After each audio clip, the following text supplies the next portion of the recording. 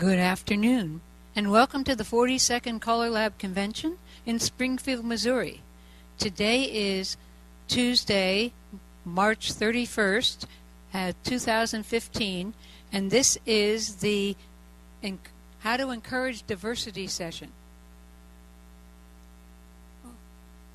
Today's panel, I am Betsy Gotta, and I'm your moderator. And I have been around square dancing and its various formations or forms since 1952, give or take. I know that. I'm really old. And our panelist today is Clark Baker. Clark is from Belmont, Massachusetts. He started dancing in 1968 and started calling in 1977. Okay. And he's going to start talking about encouraging diversity. Thank you, Betsy. So this is echoing back here, so I'm going to turn this volume down just a little bit. You guys can certainly hear me. The topic line, the EC makes this stuff up. So they just discuss stuff. They say, here's what we're going to do. Let's have a topic on diversity, and why don't we pick some panelists and so forth. And then they ask you, and you do it. I don't really know anything about this subject initially, so I did some research. Mainly I crowdsourced my talk by asking the SD Callers mailing list. I'm giving a talk called Ways to Promote Square Dancing in Other Communities with Diverse Nationalities, Cultures that are Unfamiliar with Our Activity. I had also made a comment in a board meeting at the end of last year, probably to the effect of how come virtually everyone in square dancing is white and looks like us. And it may be that planted a seed, and that may be why I got asked. I want to have a disclaimer. Well, first, I apologize for not having a handout. I've been taking notes and putting stuff together, but if this goes successfully, maybe we'll make a handout out of what happens and offer it again. I'm no expert on this subject, and I haven't had any successes in this area. In other words, I don't have a diverse club or whatever, but I did bring it up in the board meeting. I do have some ideas and opinions, and as I said, I crowdsourced other ideas and opinions. And I'll also maybe comment that most of us in this room are not experts on nationalities, cultures, race, ethnicities, and we're probably going to use the wrong words, terms, or ideas to get our point across, and perhaps we'll be completely clueless and insensitive in certain things we say, but cut us all some slack. We're trying to say and do the right things in this room. I assume that the goal is to get more people square dancing because we all believe that it is a good recreation and it would be good for virtually anybody who tried to do it. And perhaps there are whole subsets of the United States and the world who don't square dance, or worse, don't even know anything at all about square dancing, at least square dancing as we do it. So I'm going to lead with the two big ideas that you should take away from this, at least the best ideas I have on how to answer the question that was posed. One of the dancers in our area, a guy named C. Scott, has said that to encourage someone to want to stick with a club, it needs to include a certain number of people who look like me, meaning look like Scott or look like whoever the dancer you want to keep there is. People like to associate with, dance with, interact with, feel comfortable with people who look like them. The second thing is I spoke with Sandy Bryant, and Sandy is somewhat of a minority in our activity and maybe even in our country in that she's a woman, she's black, we don't have too many black women, and she's a square dance caller, and she's a challenge square dance caller, and another minority, she's really good at it. So, and she's been around for a while. And probably has thought of some of this stuff, and people said, you got to talk to Sandy Bryant, and I certainly know her well, so I gave her a call.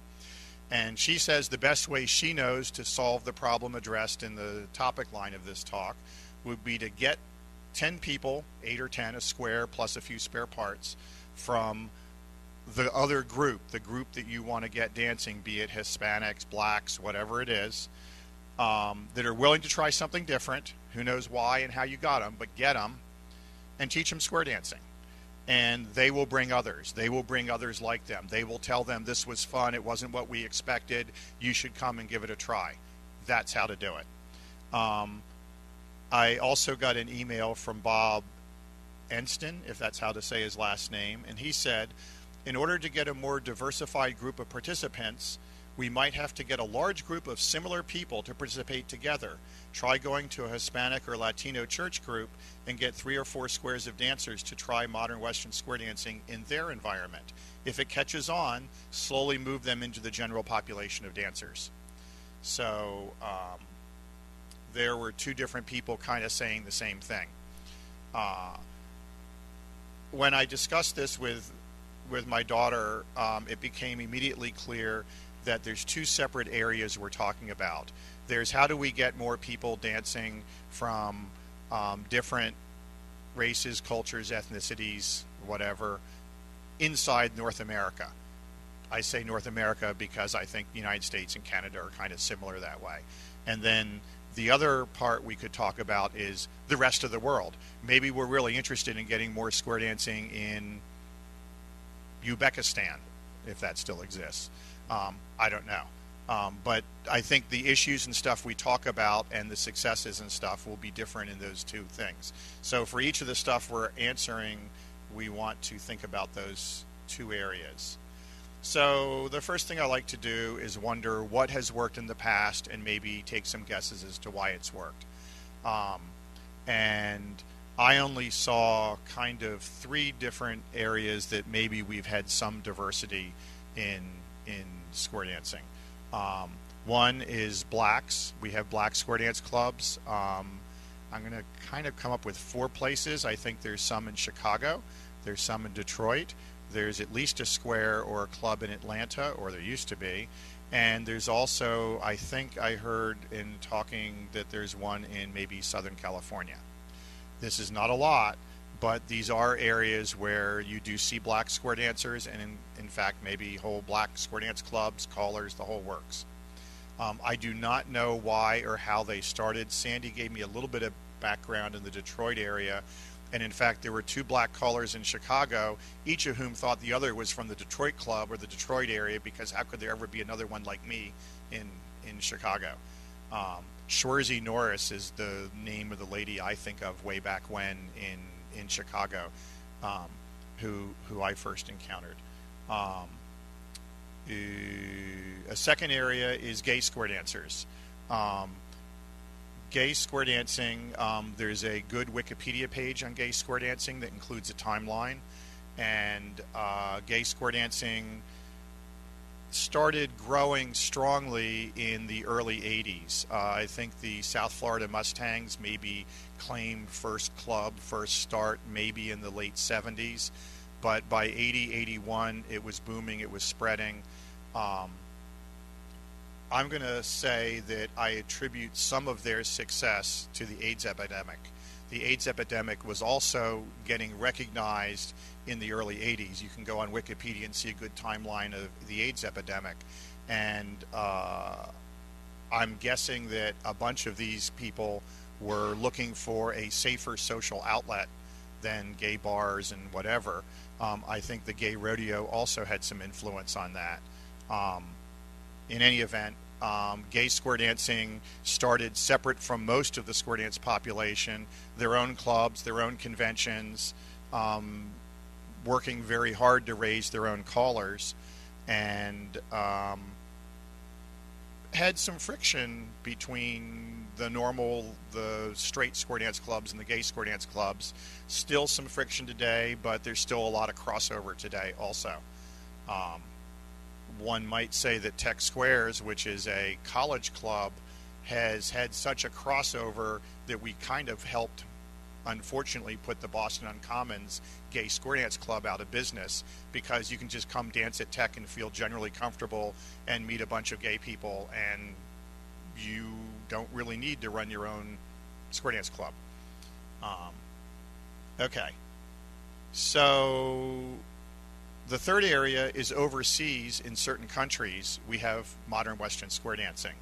I'm making some of this up just like I do in a lot of my job at work, but I think there's a lot of truth to it, and I'm probably close to right. I've always understood that a lot of the square dancing around the world happened due to World War II and the after effects of World War II, with armed forces bases in those countries, initially square dancing on the armed forces base, letting some of the local population in, it spreading to the local population, etc. I'm sure that each country that has square dancing has their own origin story. Certainly New Zealand, it's Art Shepherd. He got a milestone award for his efforts in propagating square dancing in New Zealand. New Zealand, Australia, Japan, Thailand now, certainly Germany, Norway, Sweden, Denmark. Not so much France, interestingly, or Spain that I'm aware of. The Czech Republic, China, yes, and also some of the Soviet Union, and that's more recent, where we know there's been specific trips there and efforts to instill square dancing. Yeah, John Jones had a whole group come in to CALLERLAB that one year. Yeah. And another thing I think that's helped spread square dancing in some of the overseas countries is an interest in American culture, especially in the old American West and or country music. So I think the Japanese, for whatever reason, have always liked our American Old West, and the fact that square dancing comes with that and some of the clothes and so forth. If you guys have other ideas on that, write them down, and we should, or other successes, we should maybe talk about those. Moving on, the next section I kind of did a little bit of, I think we need to talk about, is barriers to entry. What would prevent someone, a Hispanic church group or whatever, from deciding, hey, let's try square dancing? So I wrote down two. One is the average person, especially the person not like us, has not even heard of square dancing. Like, we used to do it in schools all the time. I don't think it's done in schools. Rarely you'd see it on TV, often being poked fun of. And beyond that, you may not even know what it is. Many people have entered the United States, and when you're coming back from a square dance event, and they go, where were you, what'd you do? You go, oh, I was at a square dance convention or a square dance festival, and they're the guy from TSA or, you know, border security is like, what's that? I mean, he's this young person, 25, 35 years old, has no clue what square dancing is. Hold on. You're welcome to say it. Betsy's going to put you on the mic. This is Harlan Kerr. Okay. You're on. One of the things I think that doesn't get promoted that might relate to this, like square dancing is the official folk dance of the state of California. And as that, every 8th grade student in the state of California has to take a square dancing portion as part of their PE. It's a state requirement. And I don't know whatever happened. There was a time when there was a piece of legislation to make it the national folk dance, and I'm not sure that that ever got officially passed or not. And how you build on the fact that this is technically the national folk dance for people to get a broader knowledge of it.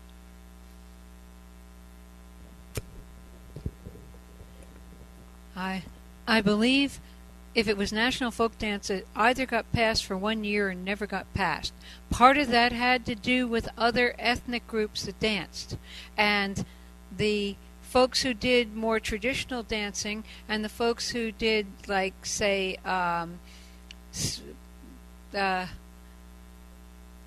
international folk dancing for various countries objected to they lobbied against the bill for square dancing because they said that although it might be American, it discriminated against their particular dance form and did not include them. And that was where it went. Or didn't go.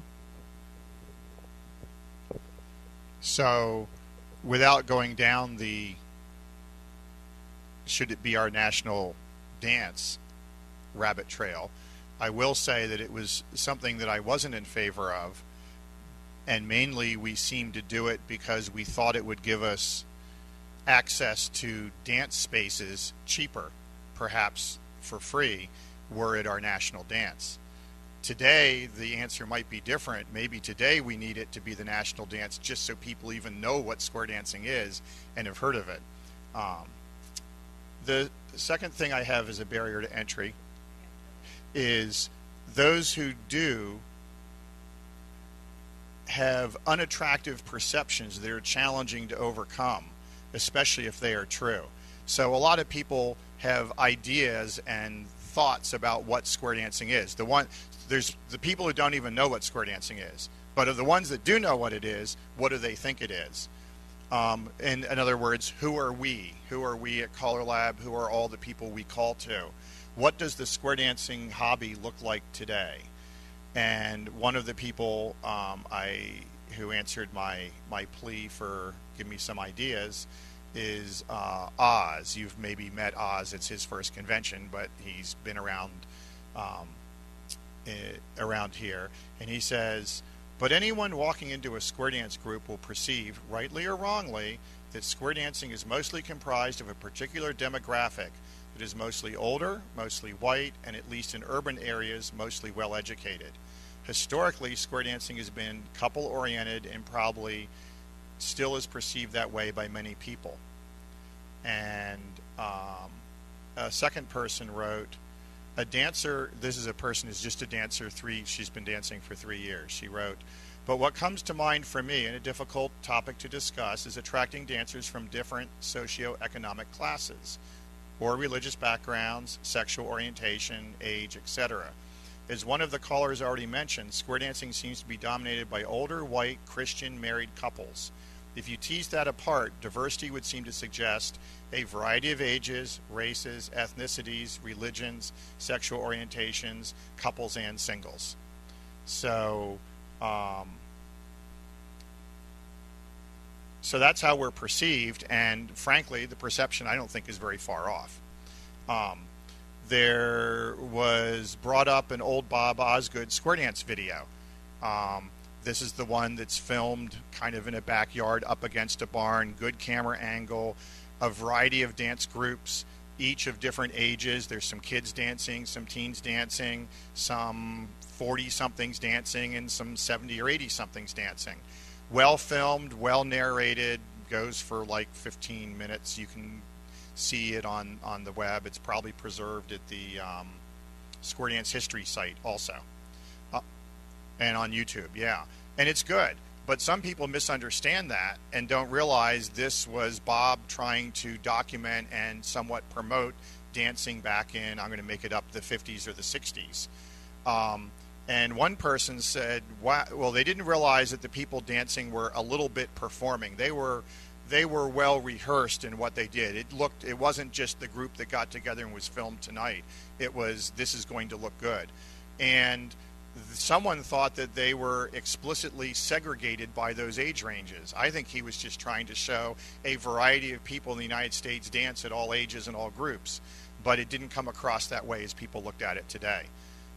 There's also the old Bugs Bunny cartoon that still seems to be around, available on YouTube, and shows the hares battling it out and so forth, and kind of making fun of square dancing. So some people suggest we need to remake our image. I worry this is going to take too long, it's going to be hard to do, and it's still not going to be effective.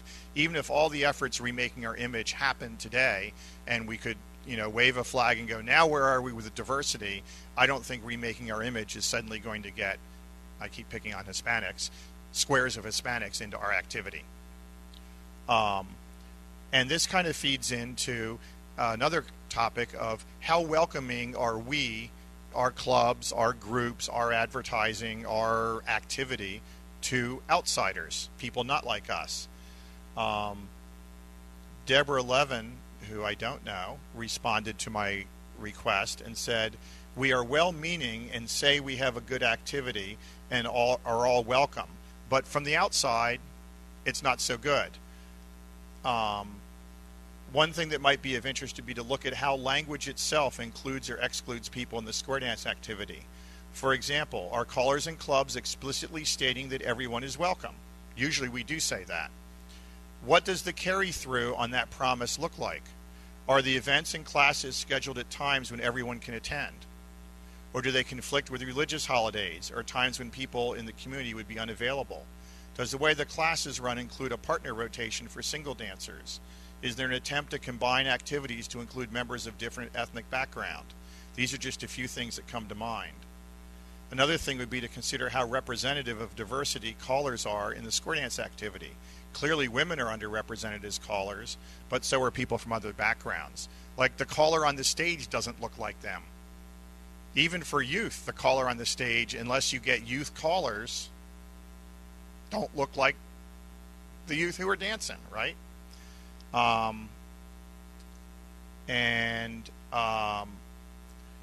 Bob Enston also said, he says, in another life, I worked in the U.S. government and was involved in recruiting, especially in diversified ethnic communities. I had both black and Hispanic members of my team, and they all said the same thing when I wondered why we weren't getting more non-whites applying for employment. The non-white community has certain perceptions about what is acceptable and proper in their world, and it's very difficult to get them to cross over into the white world. And one of my observations is even within the white community, square dancing is not doing a great job attracting new dancers. We only recruit people kind of our own age and even a little older, and we're all growing older together. So, you know, people would say that in the 50s and 60s we recruited at one age range, and that boomed, and as square dancing's age and that population's age, we keep recruiting from about that same thing, and now we're into generally the people who are retired. Like, I've always been young in square dancing my whole life. I'm always one of the kids. I'm 60 years old now. So we say we want to recruit the kids, we want to recruit younger people. We can't even recruit younger white people, let alone younger black, Hispanic, Asian, etc. So maybe this is all misguided. Maybe we should even get better at doing what we could or should be able to do, let alone going out and picking on other populations. One of our members who we haven't seen for a while, she was one of our younger callers, is Patricia Wall, and she wrote a great article which I have on my website. If you Google Clark Baker Square Dance, you can find it. There's a whole bunch of articles. She started a website group, a news mailing list for people who would be around in square dancing in 2050. She wanted to make sure square dancing would survive to 2050 and wanted to get like-minded people to start discussing and doing what needs to be done today so that succeeds. And it didn't go anywhere, but she wrote a couple of good articles getting started on that. And one of the things she says is, in terms of problems and things to solve, attitudes toward other generations. She says, I remember a post on SD Callers that we wouldn't want to market toward Generation X because we don't want a bunch of purple-haired dancers. Even if we imagined for a minute, this is written in 2001, here we are 2015, okay? Even if we imagined for a minute that we didn't want a bunch of purple hair, even if we imagined for a minute that we really didn't want to dance people with the wrong hair color, Generation X isn't everyone under 50. It's a particular generation. I happen to know that I am not in Generation X, but I think my sister is. Most people in Generation X don't have purple hair anymore, especially the boys who are starting to bald, and no one wants to draw attention to their hair. Generation X is now approximately 30. This would probably be more like 44 today. But we still have an attitude of not wanting to recruit them. Because they had purple hair when they were teenagers, can we adapt to the fact that they've changed and look at who they are now? What's really wrong with purple hair anyway? And that's our population. Here you go. Okay. I'm going to chime 1, 2, 3, 4.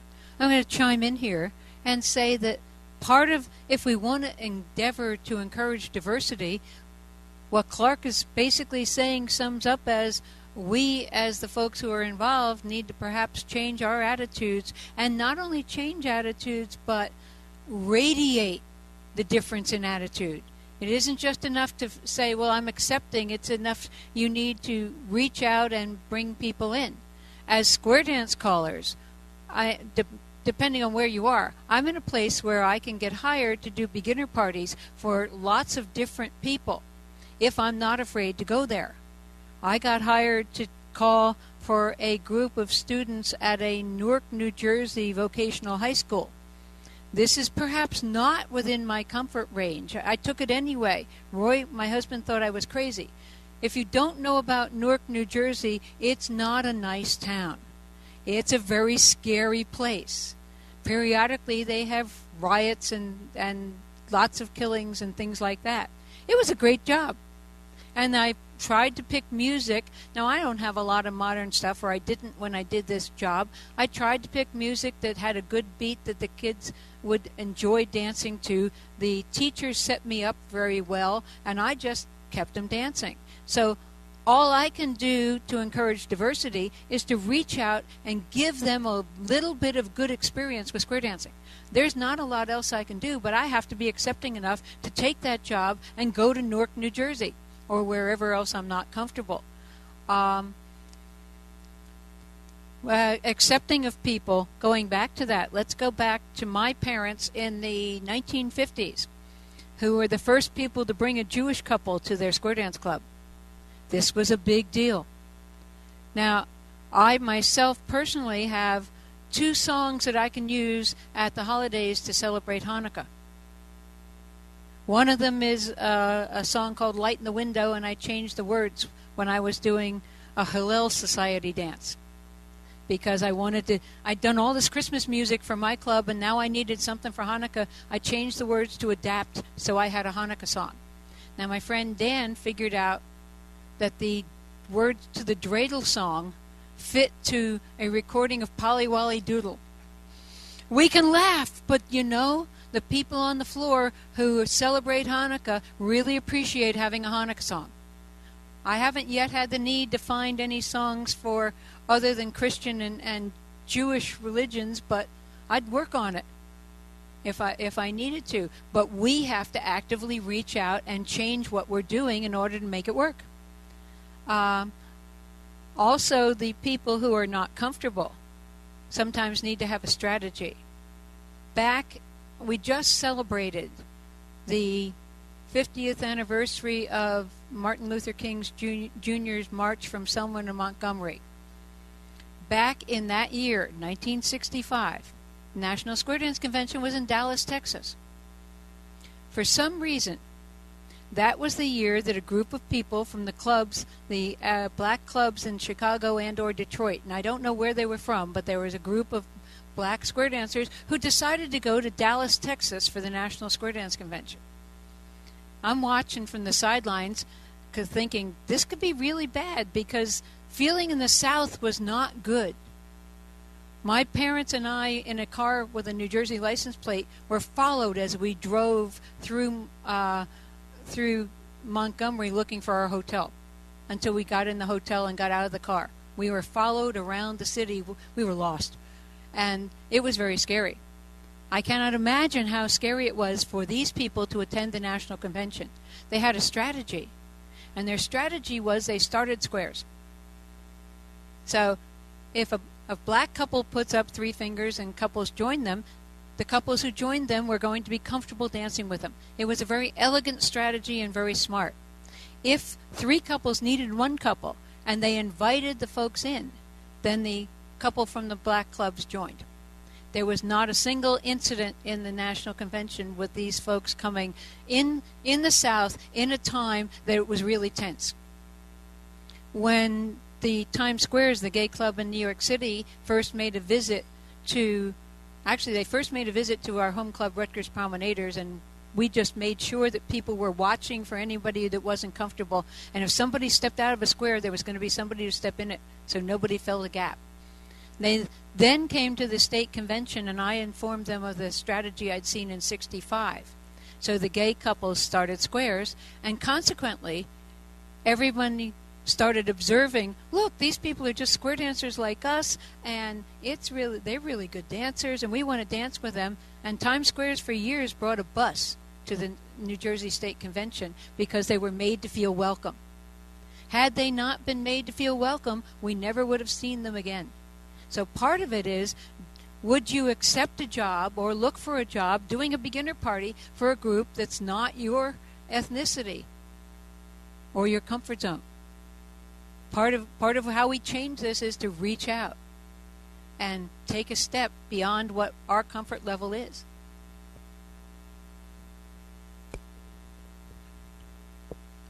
Harlan, go get him a mic. No, get him a mic so you're on the tape.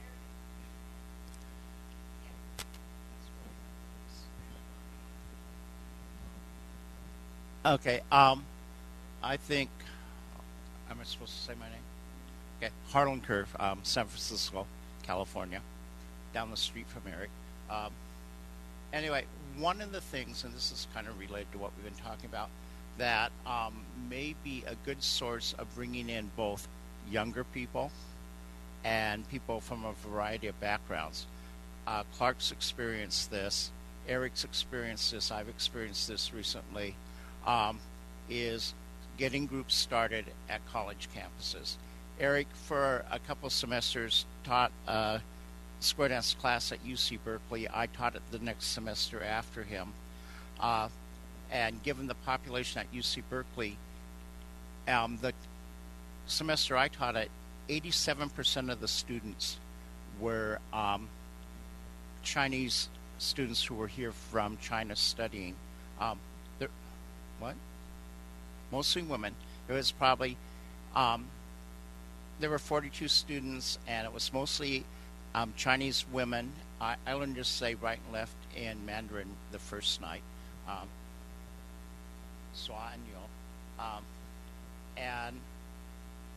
The rest of it was kind of interesting because almost the entire rest of the population who showed up were members of the UC soccer team who were taking lighter loads that semester because it was soccer season. And at UC you can take the class more than once. The semester that's going on now that another caller is calling, all the soccer guys came back. So these are undergraduate soccer players, 19 to 20. And most of the Asian women came back. And I think if, particularly in like the Bay Area, any college you work with, you're going to get a wide range of ethnicities. And I think you kind of kill two birds with one stone doing college-based classes is you get younger people, you get a very diverse population. I did a one-night stand about 4 weeks ago at Mills College, which is one of the last women's colleges in Oakland, and had 42 people show up, all women, very, very diverse, probably 1/3 ethnic minorities, and they had a great time. And so now they are talking about offering a course at Mills College in square dancing. And again, these were women between the ages of 19 and 20. So I think targeting colleges as places to start new groups is a very positive thing. That's what Tech Squares is all about, and they get a relatively diverse group of people out Tech Squares.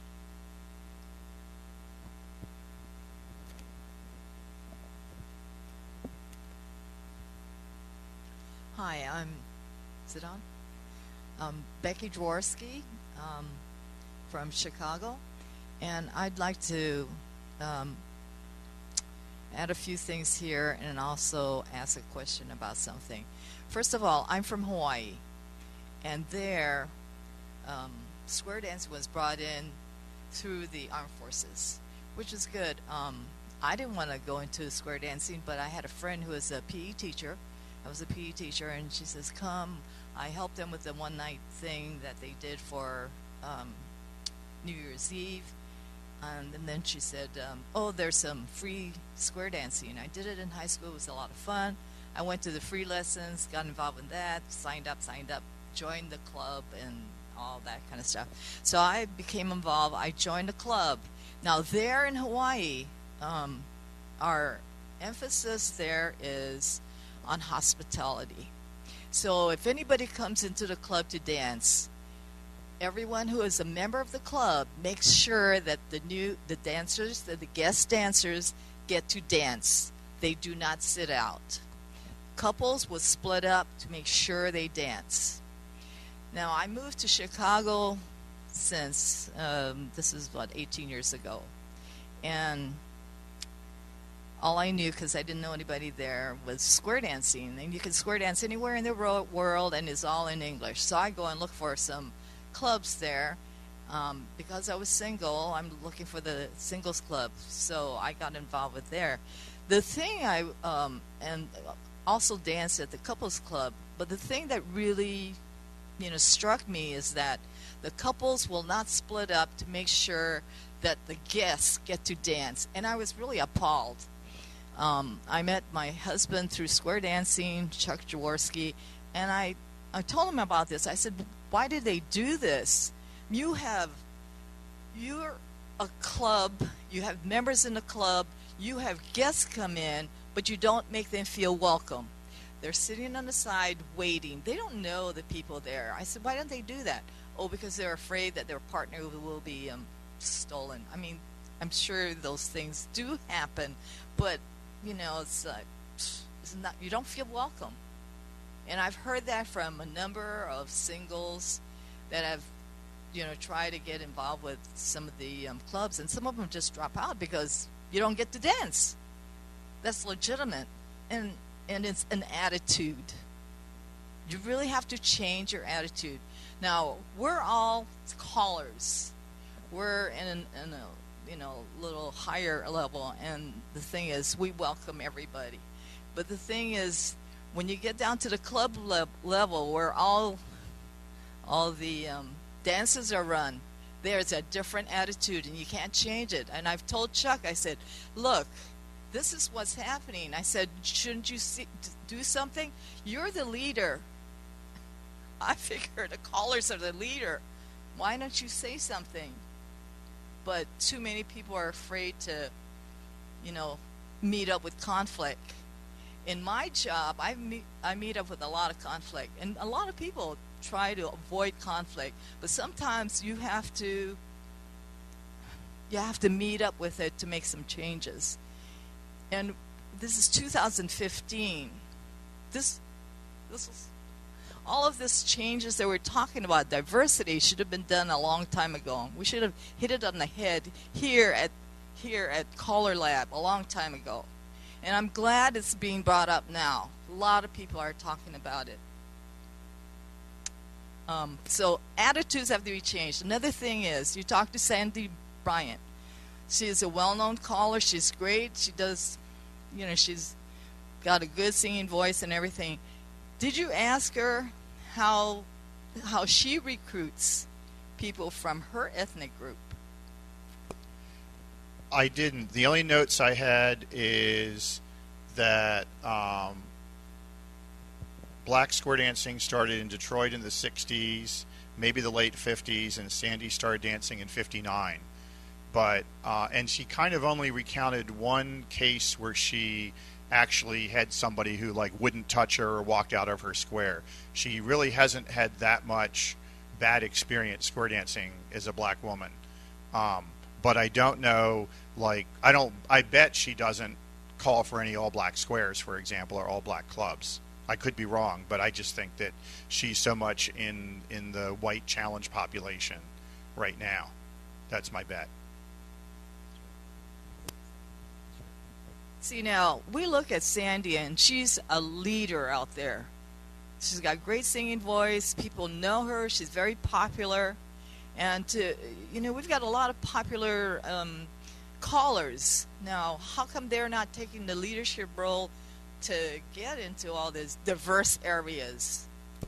That's a good question. We'll leave that one, but that's a good question. I had a couple more things I wanted to say. Let me just get a few more points out, and it'll probably...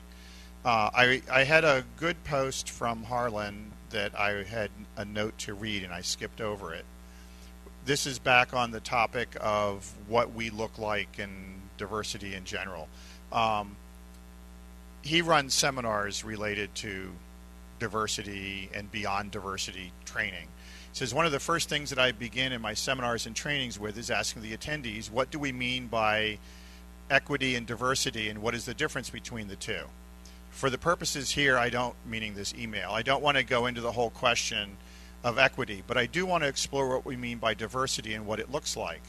I think that what folks mean here is how we reimagine or reimage square dancing to appeal to a diverse population that includes a wide range of ethnicities, ages, and other populations.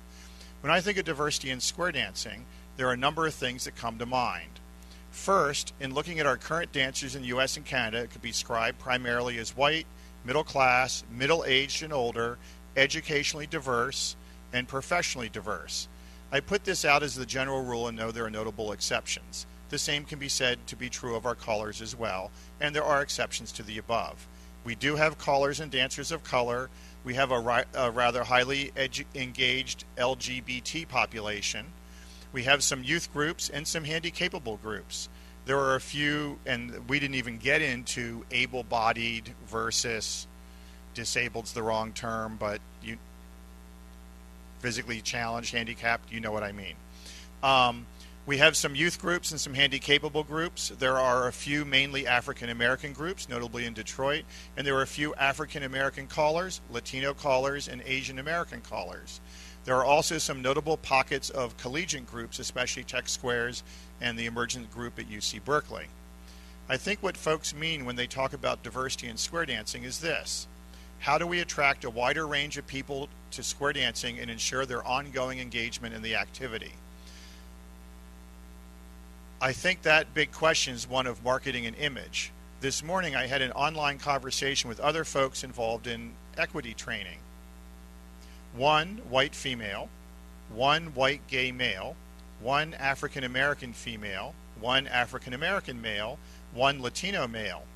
At the end of the session, this is presumably for work or not for us, but at the end of the session with my email on his mind, he asked them to humor me and asked the other four participants, none of whom are dancers, to tell me what they thought of when they thought of square dancing.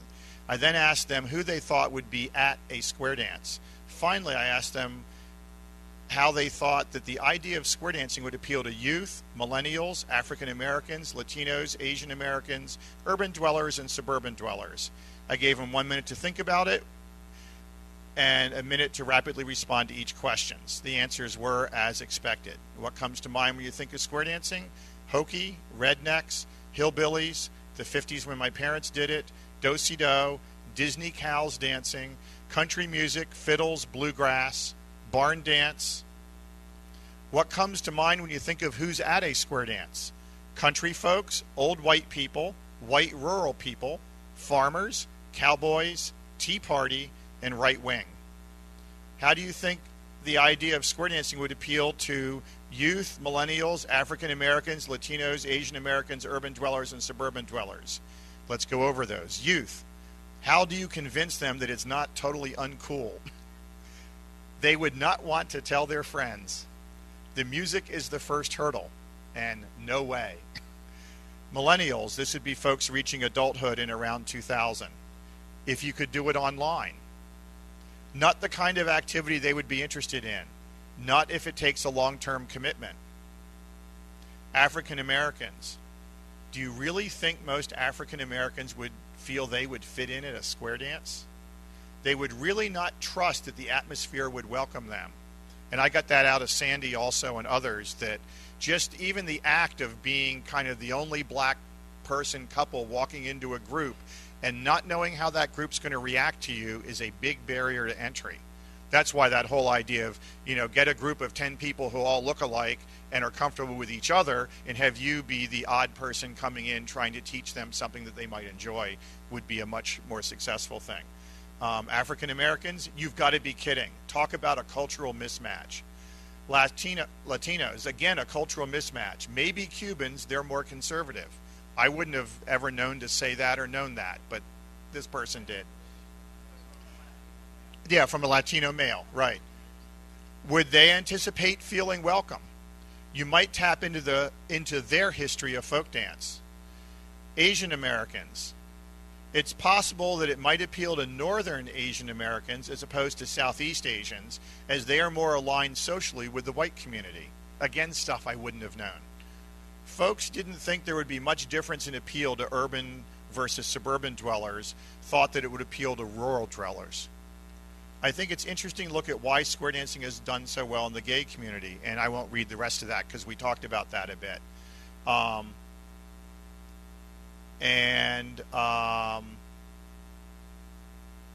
Putting Harlan's words in Harlan's mouth, here's a brief summary of kind of what that session brought out. We need to begin with addressing both our image challenges and our marketing practices. It's obvious that the average person in the street does not have a positive image of square dancing as an activity that they would want to do. Thus, the big question is, how do we reinvent and re-image ourselves to appeal to a broader community? I will insert here that the people who don't have a clue what square dancing is and don't have any image might be easier to sell than the people who already have the bad image. How do we get beyond the image that keeps youth, people of color, young adults, and others from considering the activity? How do we communicate that square dancing is actually fun, that square dancers welcome a range of people, and perhaps how do we build on slogans like it's hip to be square, it's fun, not corny, and the thinking person's dance? So those were some comments that Harlan had made that I wanted to get out there. I want to say that I contra dance, and I thought about this question with respect to the contra community that I'm familiar with. And I think that we actually do a little better in modern Western square dancing with diversity, believe it or not, than contra dancing, except with respect to age. The contra dance community has been pretty good at going, at least in the greater Boston area, from late high school, college age kids, all the way up to, I'm going to make it up, 80 or 90. We have a pretty vibrant younger community. Some of them have banded together and formed the Boston Intergenerational BID Dance Association, and they sponsor dances at which they are all run by the younger people, but they encourage people of all ages to come and try to be inclusive. So I thought that was pretty awesome for them to even recognize there's a problem, an issue, get together and try to do something about it. That said, I know of very few callers and dancers who aren't white, quote, look like us. I wanted to make one other comment and then maybe see what Betsy says or go around. And I also want to hear from Cal, because Cal gave me a really good post, which I'm happy to either read or have you say comments on it, up to you. Okay, I'll have to look it up because I don't have the number here, but I do have it on here. I want to say that one of the respondents mentioned the International Puzzle Party. You've probably never heard of the International Puzzle Party. These people are people who like puzzles. Mainly think of three-dimensional puzzles that you try to take apart or put together and stuff. And there's whole museums of this stuff now. And it's an annual forum for serious puzzle collectors for the exchange and sale of mechanical puzzles, books, and related items, as well as for fun and fellowship. Puzzling fun for puzzle enthusiasts. And they've been holding this puzzle party every year since 1978. They're organized in 3-year cycles. They start in the U.S., they go to the Far East and Europe. Let me tell you where they've had their puzzle parties. Boston, Brisbane, Australia, Prague in the Czech Republic, San Francisco, Osaka in Japan, Berlin, Germany, Washington, D.C., Tokyo or Narita in Japan, and London, England. What's that have in common with modern Western square dancing? It's all the same places. She's struck by how much where she goes and finds puzzlers and people who do this and where they have their conventions, it's the same places we have modern Western square dancing. Is that a coincidence or is there some connection there? I'm just throwing it out. Okay, hold on. Not only are they places where we have square dancing, and I think this is tied even closer to the puzzle issue, it's places where there's relatively good-sized square dance communities and relatively good-sized challenge square dancing communities. Any other comments at the moment? Eric Hennerlock, Corner Moderator, California. I was going to echo something that Becky said about attitude, and I was thinking, I was looking around the room. We have 10 attendees in this room. There are many reasons why people attend or don't attend CALLERLAB sessions, but there are 4% of the entire convention attendees in this room, which means 96% are not here. And so it kind of goes back to the question of attitude. And it's on multiple layers. It's the attitude of the callers, whether or not the callers are willing to do something about it, or even if they see it as an issue or a problem or something they want to address. Because to the extent that the callers don't want to address that, it will never be addressed. And then it goes back to the communication and the leadership back to the clubs, as you were trying to say before. When the callers recognize this as a significant issue they want to address, their leadership will influence the clubs and the dancers to say, we need to do something about that, and start to change beliefs and attitudes within those groups so that we can reach out to other groups to do something about it. Clark made the point, we're not very good at recruiting people who, quote, look like us anyway. Why even bother going out to find other people? And perhaps just because of that failure alone is the reason we should go out and find other people, because we're not very good at getting people anyway. So let's go out and get anybody we can get, even if they're different than us, because we'll build some kind of diversity since we're not working in our own group anyway.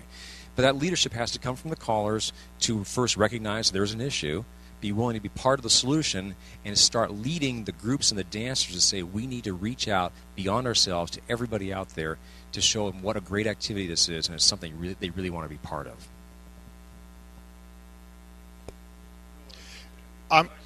I'm going to read a bit of what Cal sent because he had a good post.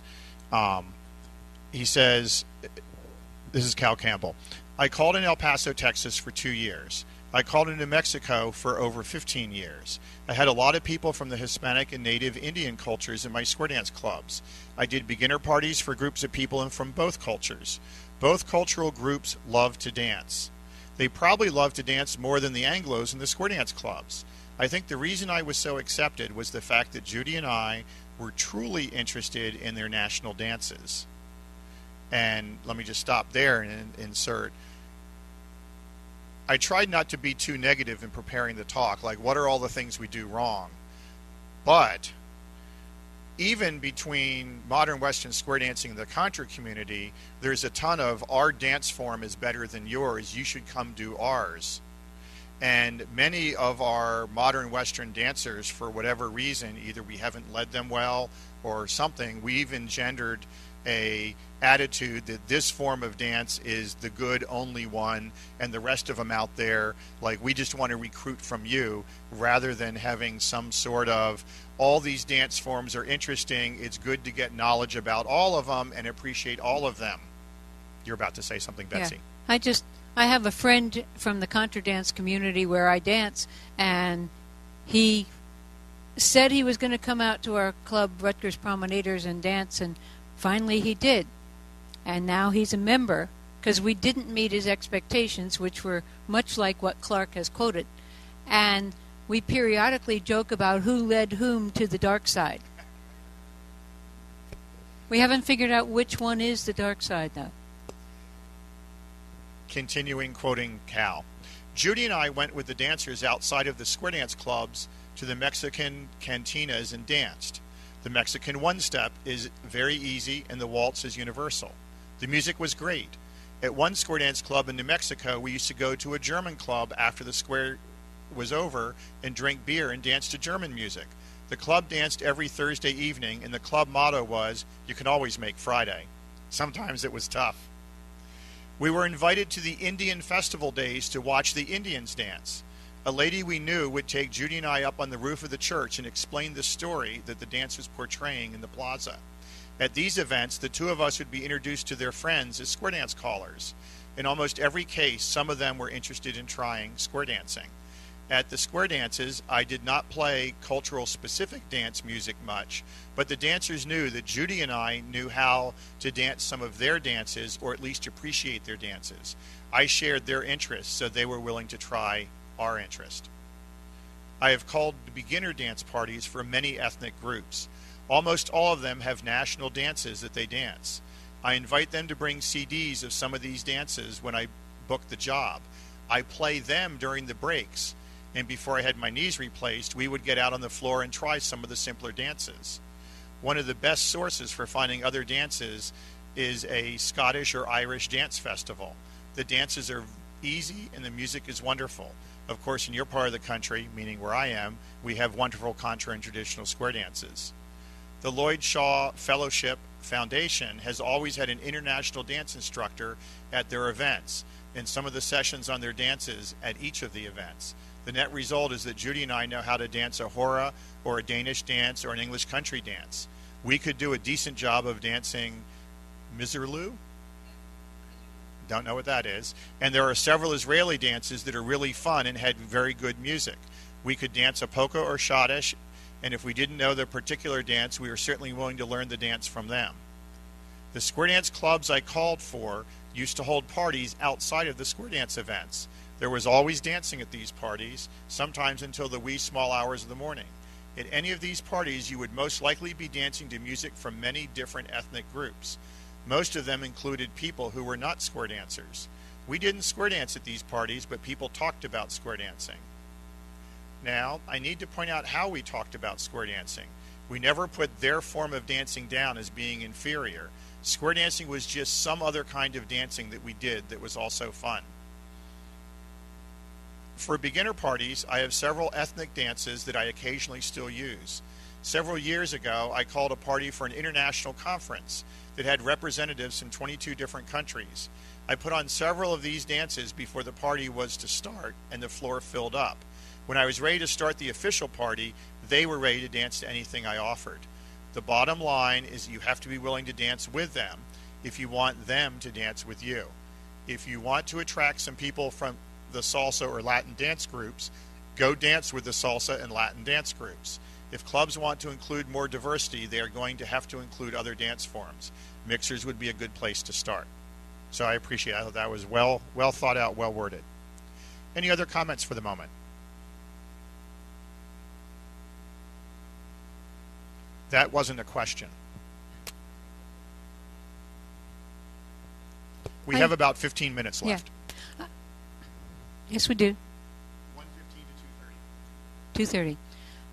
2:30. A lot has been said about Sandy Bryant, and I was dancing at a weekend she called just last weekend, I believe. And we were sitting afterwards talking about different things. Now, the club I mentioned before, the Rutgers Promenaders, kind of like Tech Squares, originally was on the college campus. We left college campus due to various and sundry problems. But we started off as a college group, and we had a lot of those same attitudes. One of the things that we used to do before we had the diversity of music that we have now is we would have an annual special dance where the theme was music you never thought you'd square dance to. And we picked the wildest things that we could manage to call to and put them out there. I still consider my peak was Inagata Davida. Edited for most of the vocals out, but it still makes an 11-minute patter. But we used various things, and Sandy said, at her, when she was learning at her home club, which was, black, African American, she would play things that was soul music or black music, but she never thought, she was never sure if she could take that music and take it to other clubs that she was hired at. And she was surprised that we used to do this all the time and try and pick the wildest music that we could dream of that was different to dance to. And so even though we had the same attitude, she was constrained by the visual picture of what she and the thought of what she thought the people she was calling to would like. So sometimes you just have to take that step forward. And Harlan was saying about do things on colleges. Now the Rutgers Promenaders is long off campus, but we have a friend who is one of the dance instructors at Rutgers, and for several years in a row she got me to do an introductory night called, what was it called? Dollar Program. She had a whole series of dance things that were just one night to show off a different dance form, and the students paid $1, and the idea was to see how much interest you could generate and whether or not that would be added to the curriculum. So I got to do several dollar program things before that was closed down for now. And I work with the Friends of the International Students at Rutgers once a year. They're a group that takes some of the international students under their wings and make sure they're comfortable and provide activities for them, and the square dance once a year is what they do. So I have, I keep saying, in order to get to some diversity, you need to venture out and work with the diversity in the beginner parties, which means you need to know how to do beginner parties, and not all the callers that call for clubs can do that.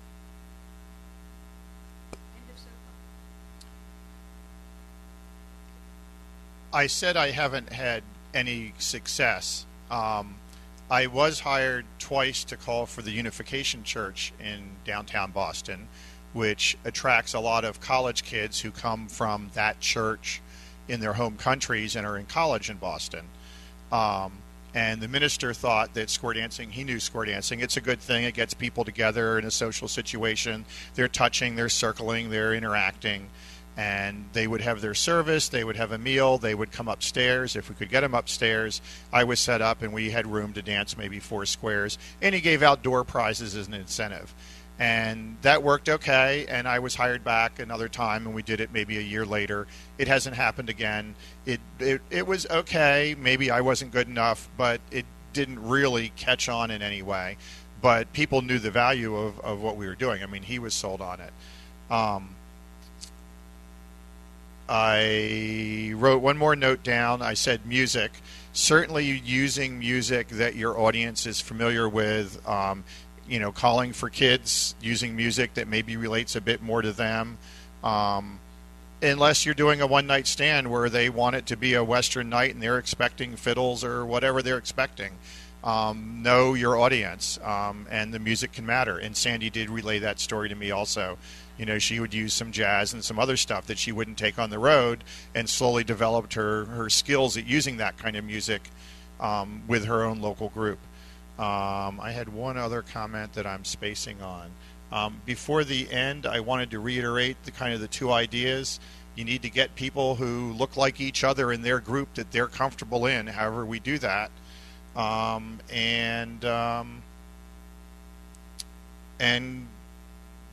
present some square dancing to them that hopefully they have fun at. We all believe we could present a one-time dance to people that they're going to love and want you to come back. And, that was the other point.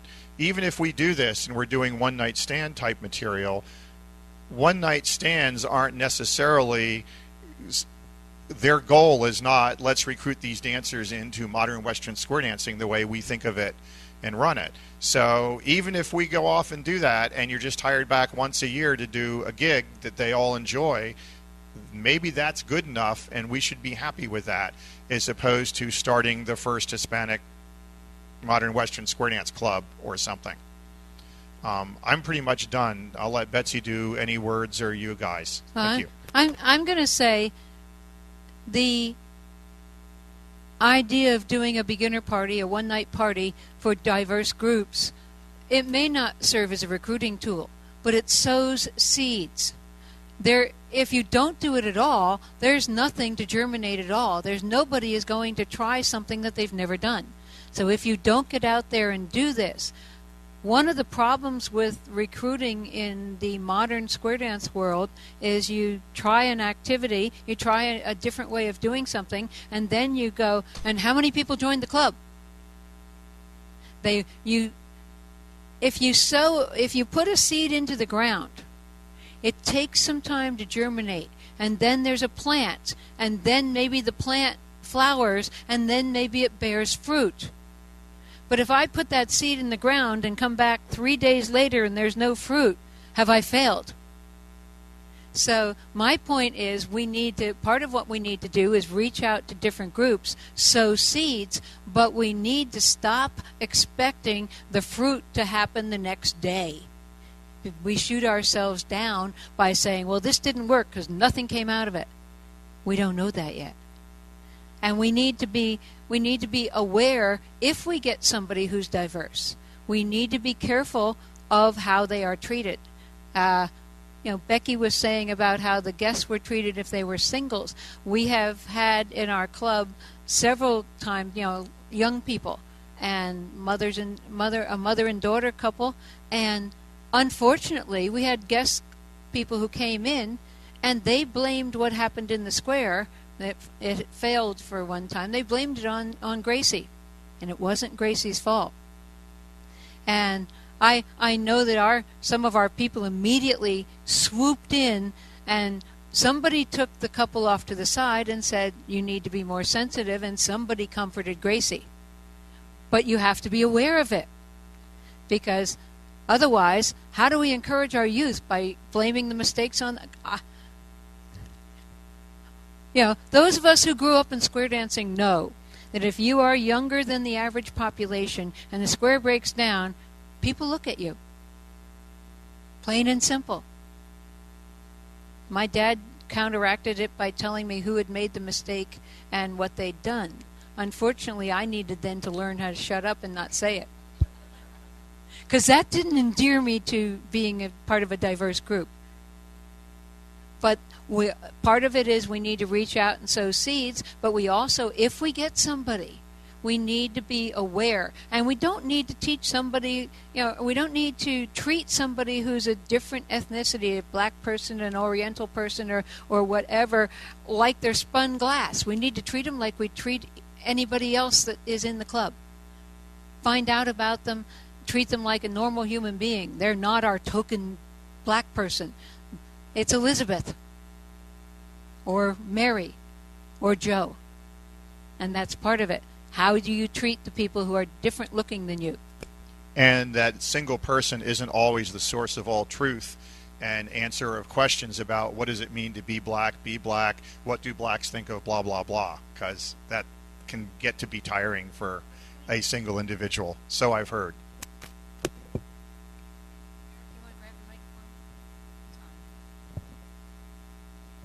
I'm Risha Schlitter from North Carolina. First, I grew up in the Bay Area. I went to that junior university across the bay from you guys. So I know what diversity is, and then I moved to North Carolina. Imagine my culture shock. I've been dancing in North Carolina for about 6 years now, and I am definitely a novelty. I could probably count on one hand the number of Asian women who I've encountered throughout North Carolina, or even in Virginia, that look like me. But it really never bothered me. I never even thought about it. In fact, my husband said, I'd like to try to recruit more diversity, especially Morristown next to us is 25% South Asian Indians. And so he's thinking, how do we attract those people? I mean, that's 25% of that population right there. But anyway, but my question is actually along a different line. One of the things I've noticed is that before big square dances or at the state convention, there's always a prayer or some kind of an invocation. And we've had a couple of Jewish people join a club that says, oh, I didn't know square dancing was a Christian event. So is that just because I'm in the South now? Or does that happen anywhere else? Are we?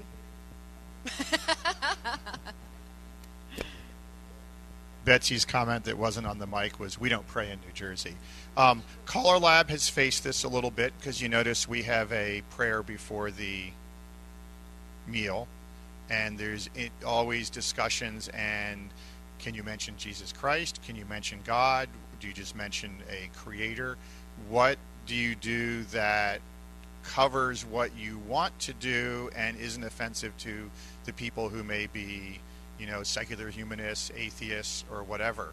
And generally those groups get kind of left out, and I understand that Jews can be, can have issues there too. We do have Jewish callers and members, sometimes members of the board, who bring up these things, etc. But for square dancing in general, I don't know. I mean, I think you're right that you can experience that. I do not believe that's an official position of anything. Where religion fits is not a... In some areas where people are strongly Christian, what we call the Bible Belt, which would be in the South, or some of the Midwest, you do get the prayer before the dances. But it is in the Northeast where I call, nobody prays before a dance. They may. So I have worked with a group that say the Pledge of Allegiance, but that was rare. It's something that I noted. But nobody prays. Roy was at a meeting someplace, and before the dance, after the meeting, they had an invocation, and they had something else, and Roy leaned over to somebody next to him and said, "Who else can they offend?" Because they covered a lot of different people. State your name. Miriam Baker, Belmont, Massachusetts. I'm Clark's wife. Couple of things. As far as like praying before dances, I've never gone to a regular Saturday night dance and had a prayer. I have gone to conventions where, like at the big opening ceremony, there's some kind of invocation. And again, as Clark talked about, it's supposed to be non-denominational, but it really isn't. So it gets in there just as you would. But you see that at any public event, not just square dancing. But my second thing is you talk about diversity in CALLERLAB, and Clark, you said there were Jewish callers in CALLERLAB. Do you realize that because of the way CALLERLAB is scheduled, it normally conflicts with Passover? So there are many Jewish callers who only come to CALLERLAB occasionally because of that. Right. Well, it's scheduled for Palm Sunday. The historical reason was the original group, a lot of them were teachers, and from parts of the country where school vacation was Palm Sunday to Easter Sunday. And so it was scheduled to be on school vacation. And that's why but in terms of cultural sensitivity, there's been complaints over the years from various callers that they're excluded from coming to CALLERLAB because of that.